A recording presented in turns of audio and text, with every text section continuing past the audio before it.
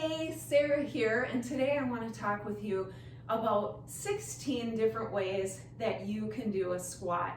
Squats are great for our legs, our quads, our hamstrings, our glutes, as well as our core. So it's something that we probably do a lot of, and we've got the basic squat down, but how can we change up a squat to keep our workouts new and fresh? So I'm going to show you 16 different ways that require very little equipment other than a couple of dumbbells and a little loop band. So if you have those, that's great. So let's just start with the basic squat. So our feet are about shoulder width apart. We're going to hip hinge back and bend those knees and then come back up, keeping the chest up, the knees right above the toes, and bracing the core. That's your basic squat. Let's take our feet out a couple inches wider. This is a wide squat. Same motion, hip hinge back, bend the knees, and then drive back up. Keeping your knees over your toes, so the knees have to go a little bit wider and the toes are turned out at a little bit more of an angle. A wide squat is going to target more of the glutes.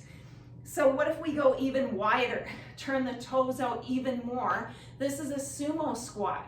So we're going to come down, and again, you'll notice the knees go even wider to stay above the toes. You're going to feel a little stretch in your inner thighs, but when you come up, you're going to be squeezing more of those outer glutes. So this is the sumo squat.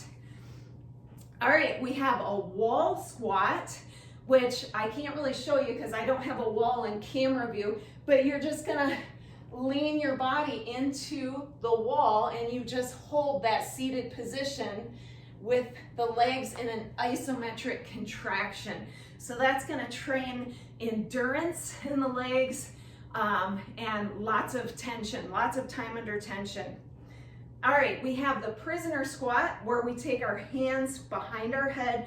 If you don't want to call it a prisoner squat, just call it a hands behind your head squat. So it's going to require more stability and activation of your muscles in your core and your shoulders, and you're going to squat down and back up, and you're really going to feel that in the core and the upper body as well as the legs. All right, we've got a side to side squat. So with this, you're going to step, squat, come back to the center, and step to the other side and squat.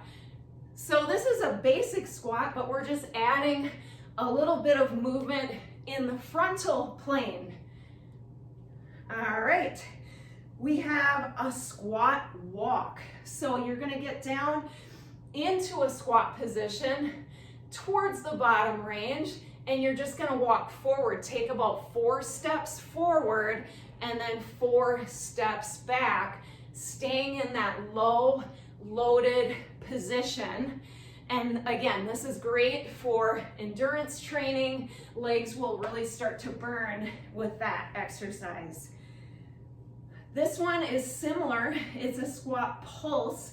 We're going to stay in the bottom range and you're pulsing. So we're coming down and about halfway up.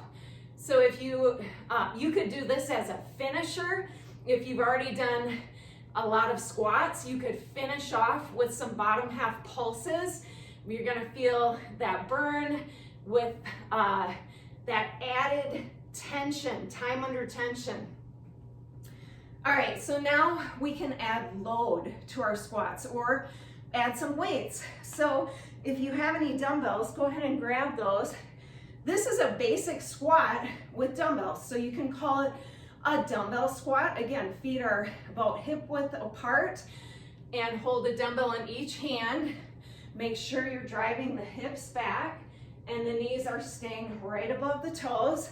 You could also call this a suitcase squat because it looks like I'm bending down to pick up a couple of suitcases, right? It's very functional. We also have a front squat. So basically you're just putting a dumbbell in your hands to the front of your body. So you're going to be adding a little extra work in the core because you've got that weight in front of your body, And it's also going to target the quads a little bit more, having that weight in front of the body. Okay, so this is a goblet squat, which is really similar to a front squat, except for you're holding the dumbbell in this position. And this works great with a kettlebell, the goblet squat. You're just grasping that weight in front of your body. All right, so we already looked at the sumo squat, but we can also do that with weight, and you can hold that dumbbell in front of you nice and low. So you're gonna come down. You could even tap the head of the dumbbell on the ground and then push back up and squeeze those outer glutes. Try not to let the chest fall forward. Keep your chest up. Good. All right, now if you have a little loop band, you can go ahead and put that around your legs. And we're gonna do a basic squat with the loop band, and just put it above your knees, feet hip width apart. We're gonna squat down, come back up, and you're gonna feel a little tension with that band, and you're gonna try to make sure that you keep those knees right above your toes. This is gonna help strengthen, again, those outer glutes to keep our knees in the proper alignment when we squat, making sure that the knees are not caving inward. With this loop band, you can also do a lateral squat walk, which is gonna be increasing that time under tension. So you're staying in a squat position and you're just stepping laterally. You're gonna feel this in those outer glutes as well as the core.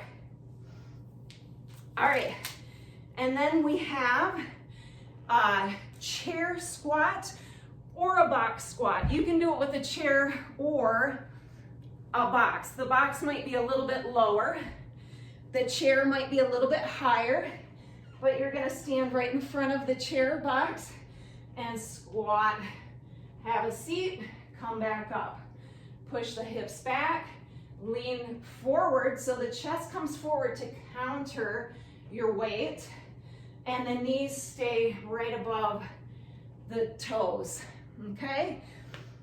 And then finally, the last one I have to share with you today is the jump squat, adding that athletic conditioning, cardiovascular training. If you have people in your classes that don't care to do a jump, just have them come up to a calf raise.